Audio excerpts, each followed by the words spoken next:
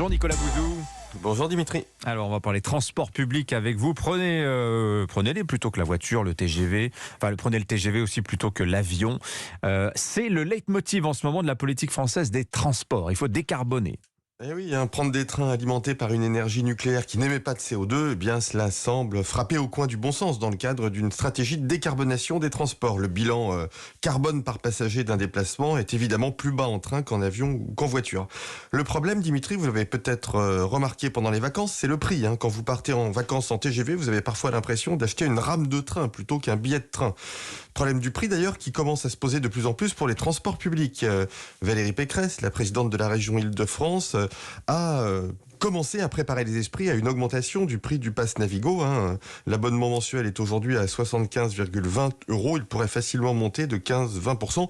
On comprend bien la région Île-de-France. Elle doit répercuter au moins en partie sur les prix la hausse des coûts de l'électricité. Je crois que la facture est multipliée par 4 en ce qui concerne les transports en Île-de-France. Alors dans ce contexte, certains proposent la gratuité des transports. Et ça a été fait par exemple dans certaines communes en France, mais aussi en Allemagne.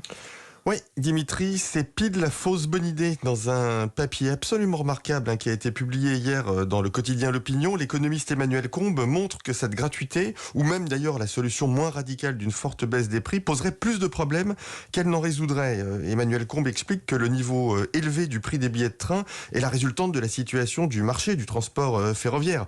L'engouement pour le train, pour diverses raisons, les embouteillages, des choix écologiques, eh bien cet engouement se traduit par une hausse de l'utilisation de ce type de transport, en particulier pendant les périodes de pointe. Le réseau ferroviaire est parfois carrément saturé, on le vit tous. Alors si vous baissez le prix, eh bien vous augmentez encore la demande et les phénomènes de saturation. Vous n'aurez pas plus de trains, mais vous aurez des transports bondés et sans doute davantage de pannes. En fait, il n'existe qu'une seule solution pour résoudre le problème du prix, augmenter l'offre de transport ferroviaire, augmenter le nombre de trains en circulation. Et c'est possible très rapidement, c'est ce que montre Emmanuel Combe. Il y a des technologies qui sont disponibles, qui permettent en toute sécurité de diminuer par exemple l'espacement entre les TGV. Autre proposition, il serait possible pour l'État de diminuer le prix des péages ferroviaires pour augmenter le nombre de trains à grande vitesse en circulation. Alors si on a toutes ces belles solutions, pourquoi on ne les utilise pas, Nicolas ? Vous me permettrez une hypothèse personnelle, Dimitri. Les technologies dont je parle sont devenues un standard européen. Les concurrents de la SNCF ont l'air de dire que notre entreprise nationale adopte ces standards au ralenti pour freiner l'arrivée de trains étrangers dans l'Hexagone. Finalement, il est possible que le voyageur français paye le coût de l'énergie, bien sûr, mais aussi le retard technologique de notre réseau et le manque de concurrence. On ne le répétera jamais assez, Dimitri, la concurrence, c'est l'ami du travailleur. Voilà, c'est bon pour faire baisser les prix. Merci beaucoup Nicolas Bouzou. 7h23 sur Europe 1.